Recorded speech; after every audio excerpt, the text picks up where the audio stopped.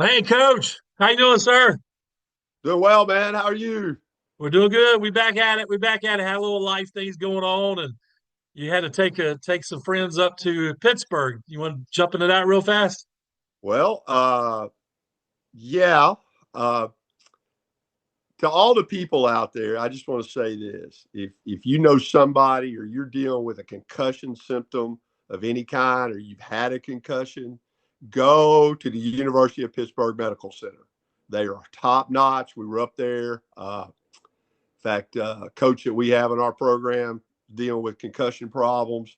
We've sent two or three players up there, and they are just top notch. From the moment you walk in the door to the moment you leave, you feel well taken care of. They walk you through everything. The doctor, Dr. Collins, is great. And I just say, if you're dealing with anything at all like that, concussion related, the University of Pittsburgh Medical Center is where you want to go. So we had an outstanding visit, and our coach is on the road to recovery. So That's awesome. That's awesome. Yep. Then I took a little R&R down to go see Mickey Mouse for a while. So we're just getting back to starting on this. So if you like us, you like us, want to subscribe, click the buttons, do all the things you need to do. Come check us out when we do our podcast. It's Easter weekend, Coach.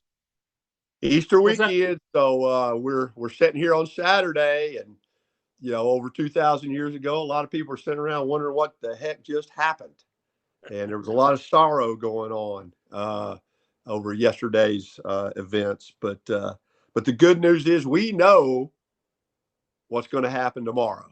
So we know that. So we get to, it is a day of sorrow. We should be reflecting on what uh, Jesus did for us, but we know the victory is coming tomorrow. Yep, Sunday's coming. All right. Well, we'd like to thank our sponsors, Prestige Lending, NMLS number 109768. They're a big sponsor of what all we do. They handle all the mortgages. If you're buying a home or you're refinancing a home, even when I was on vacation, we were still working. So they're a big sponsor along with Networks Basketball. Coach, what do you guys do over at Networks? Well, Networks basketball, we we train players. We work with players from ages 6 all the way up to NBA players, pro players of all ages, all skill level. Uh, and we've been doing that now since 1993. I almost said 97. I'm like, that's not right. 1993. And we have worked kids out from all 50 states and 7 countries around the world. So that's That's what we amazing. do. You check us out on our website, networksbasketball.com. It's got all the information there on how to get a hold of us. And we do travel. We're not locked into Raleigh. Like I was in Memphis this past week, working a kid out, working a player out. So and we can do it Zoom, anything you need. So again, networksbasketball.com and give us a shout. Cool. Awesome. Awesome. Well, here's the funny thing. I was in line waiting to see Little Mermaid, the show Little Mermaid on Monday, and this guy's on the phone talking to somebody.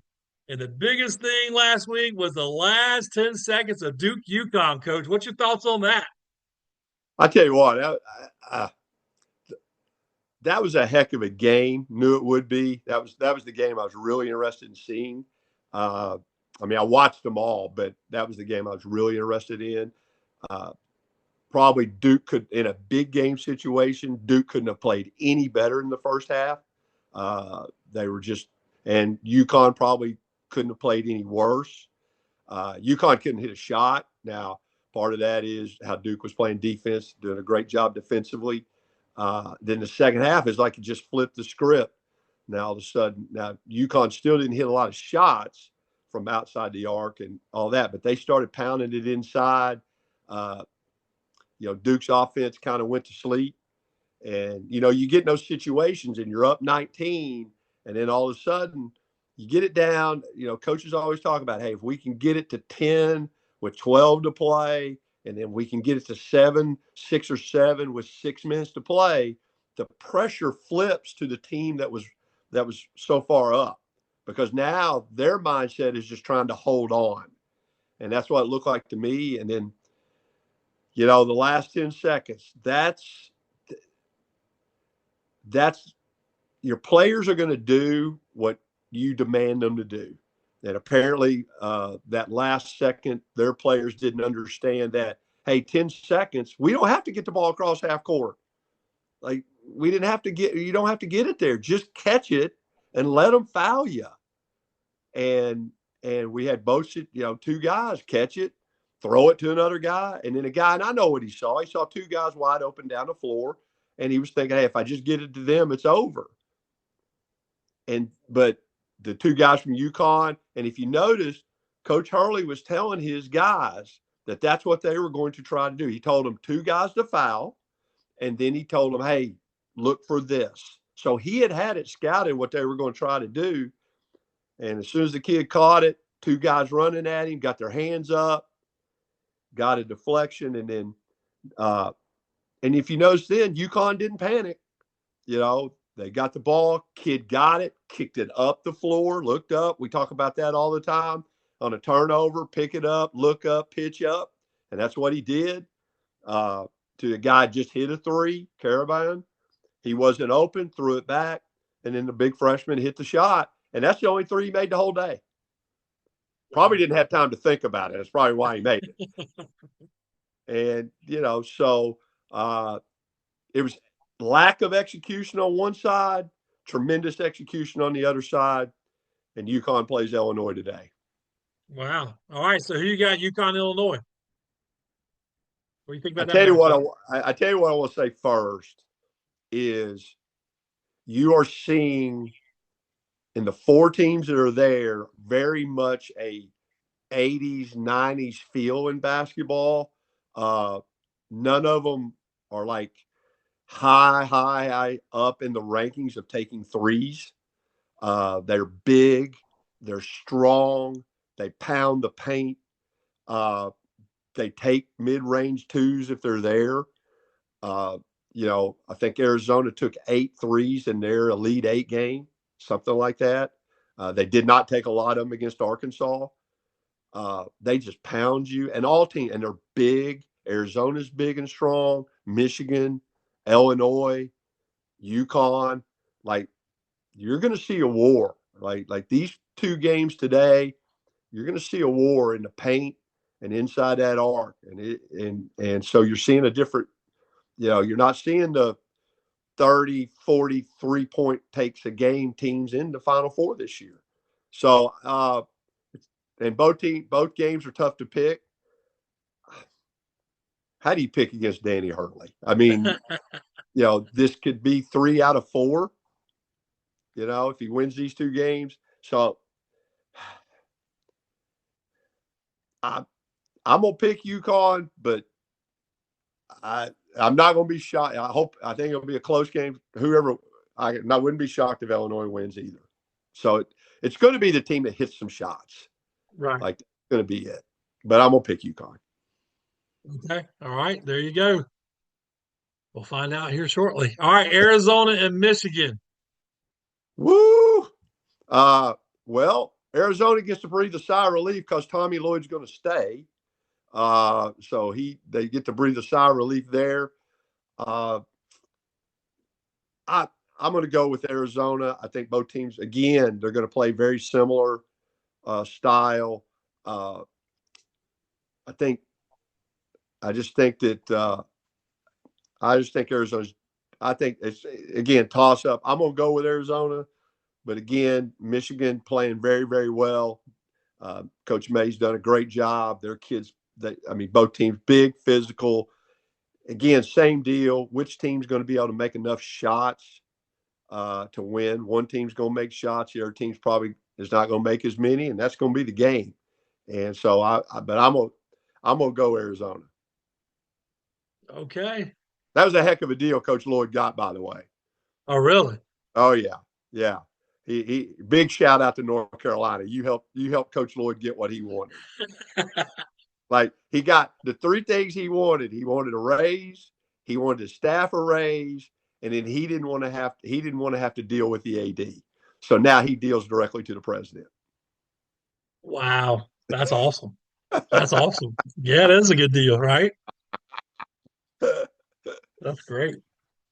All right. So let's jump into the portal carousel, coaching carousel, things like that. Because I mean, you got NC State. Will Wade just sends an email to his, or his agent Boom. sends an email to NC State. And what do you think about all that? What's going on right now? And then you got the executive order that came in. President Trump signed yesterday, which I think that's kind of interesting. There's some good points in it. Uh, the coaching carousel, interesting. You know, uh, not often that you have UNC and State both looking. The Will Wade situation is sad on a lot of parts, just for the simple fact that uh, I'm a guy that's truth wins, and just be truthful. I mean, you don't have to do what he did, and if the stories are true about being in a meeting on Tuesday and it's all NC State and we're going to do this and we're going to do that, and then you know 24 hours, 36 hours later, you're in LSU. You're sitting in that meeting knowing you're gone. It just doesn't, and we tell our kids that, hey, lie leads to another lie to cover up the lie that you just told, to cover that up. And then you forget the lie that you told to cover the lie up, the original lie. And to hear him get behind the podium and go, well, there wasn't an interview process. They called me Wednesday and I took the job. Come on, that's you're and Hard then to believe. to throw dirt back over at NC State. Hey, saying the AD's just trying to cover his rear, and it just we don't need that because coach, one of the worst marketing phrase, phrases, guardians of the game. That's what basketball coaches have come up, guardians of the game. They don't guard the game. They guard their world. The decisions they make is to guard their world. Because in nowhere should us we shouldn't be teaching kids, players, young adults, hey, this is the way you do things. You know. And my deal would be I couldn't trust him. And if I was a parent, he was recruiting my kid, I'd be like, dude, you just like it's win at all costs, pay money and win. That's and we're not worried about that. Notice nobody talks about academics anymore. Nobody. Kids aren't going to grad. These guys aren't going to grad playing 4 years, 5 years at 5 different schools. They're not graduating. Like, but that's out the window now. And so that was sad to see. And you always hire the opposite of what you had. So you had a guy that was, a little rebellious, uh, you know, as we found out, didn't really like the Wolfpack or wasn't in love with the Wolfpack. So what they do, they go get Justin Gainey, great solid hire, alum. Uh, so they went and got the opposite of what they had. Uh, don't think we'll hear any press conferences where Justin Gainey's ripping his players and all that kind of stuff. So it'd be interesting to see how he does here.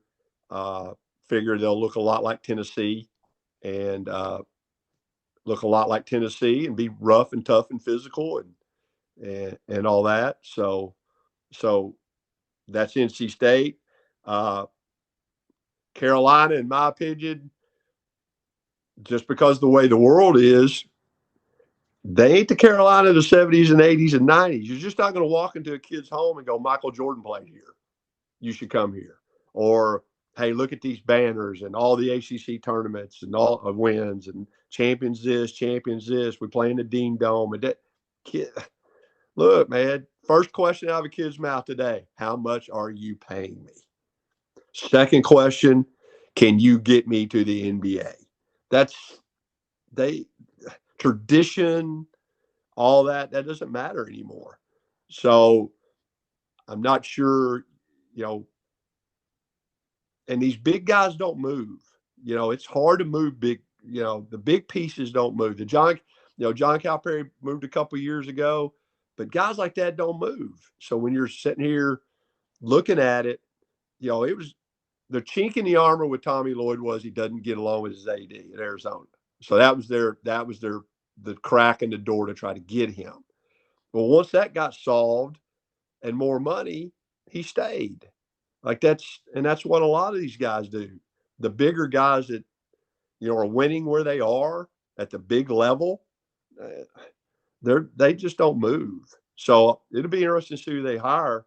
I think they're probably going to have to come down their list a little, but because why? Like they've said, Dusty May at Michigan, he's got what he wants at Michigan. It's the programs are equal now. Like you know, so uh, don't know that you can say there's blue bloods anymore as far as when you're talking recruiting now and your programs. So it'd be interesting for Carolina. Well, But I awesome. do want to tell you, I got one right the very first podcast. Okay. Guys, Syracuse, they hired Jerry McNamara. I said that on our Yes. podcast. So Man, I loved his grand opening, if you will, his interview process with it, just the net making his announcement. Fired me up, coach. I was ready to jump in the gym. yes, sir. Yes, sir. So yeah, we got portal madness. I mean, it's not supposed to be open till next week, but we got guys already committing. So the unfortunate thing will be, and it's happened every year that we've had the portal, because kids Division II, Division III, Division I, they all jump in. Last year, I believe, in August, after most colleges had started, there was over 2,000 players still in the portal. So there's going to Wow. be a lot of bad advice out there for these kids, and that's the thing that nobody really reports.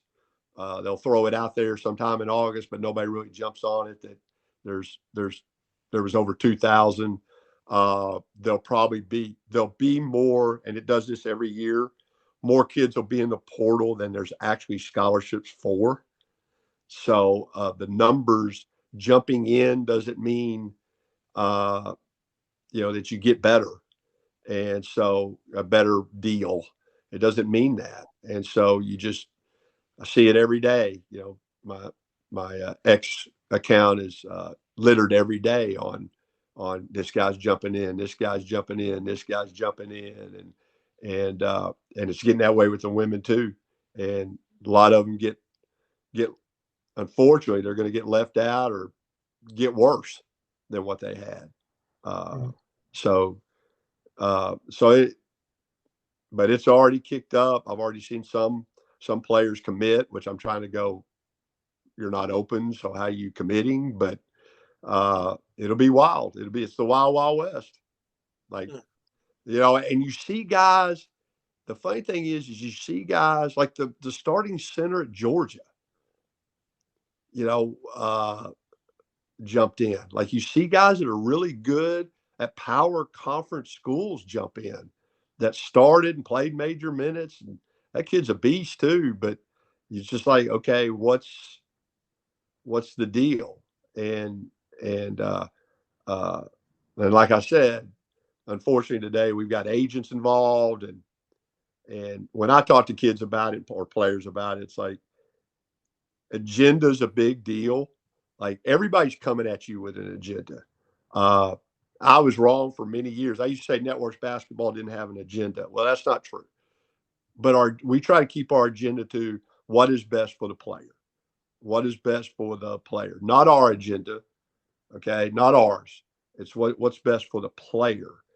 But when you get money talking, it's everybody's in your pocket. Like everybody's out for, hey, what can I get out of it? And so that's why there's seek wise counsel. Just don't seek counsel. Seek wise counsel. And I think a lot of these kids, they get with 2,000 still left in the portal. We had a kid 3 years ago get in the portal, and he wasn't a big time player. He was a bench player at a low Division I school, and just felt like that. Hey, and he ended up at another Division I school. But it was amazing, you know, uh, just the process of it. And I just kept telling him, hey, look, we got to find, the best. First of all, find the best coach. Find the best coach that's going to help you become a man. That's number one. And then let's find a really good program. And he did. Played 3 more years. Had a great got his master's degree, and played 3 years. Loved it. and it worked out for him. But that's, jumping in it doesn't mean it's going to work out. Right, right. All right, Coach. Well, let's talk about we'll talk about in the next upcoming episodes today's world in high school recruiting and getting to the next level, what that looks like, and then the art of recruiting, as I'll call it, right? The art of getting recruited, and then next couple of episodes we got coming up, we're actually going to get off sports a little bit. We'll talk to some realtors, and we'll talk about mortgages, and we'll talk about today's climate in the rising interest rates we have right now, the housing market. We got a couple of realtors coming in talking about that. So, folks, if you see something or you want to talk about something, please like our show and then make a comment. So, what's some subjects you'd like us to talk about? Because we're not just about sports, we're sports, real estate, mortgages, and more. So, check us out, like, comment, and Coach, happy Easter to you. Happy Easter to you. And hey, look, you're going to get the difference in this podcast and most podcasts are we're just a couple of guys giving our opinion, and we deal in the truth, and not afraid to say maybe something that you don't want to hear or something you got to wrestle with. See, that's the truth. The truth changes you if you wrestle with it. Okay. Most people hear the truth. If it's something that they don't want to hear, then they don't wrestle with it. Therefore, you don't change. The truth is made to change you. That's what the truth is all about. And in this podcast, we're going to tell the truth. I'm more of a sports basketball coach, sports related. You won't hear me talk much about real estate. I'll just sit here and listen, try to learn. I'll try to learn something. And then, but you're going to hear the truth about real estate and housing from Kyle and his guests. You're going to hear about truth from me about whatever subject we take on. But that's what we're dealing with at this podcast. And we're going to tell you the truth. And because we wrestle with the truth ourselves. And the truth will change you if you wrestle with it. So Amen. happy Easter to you, Coach. All right, man. Well, we'll talk to you soon. Thanks so much. We'll try to get another one next week. All right, brother. I'll talk to you then. All right, bye-bye.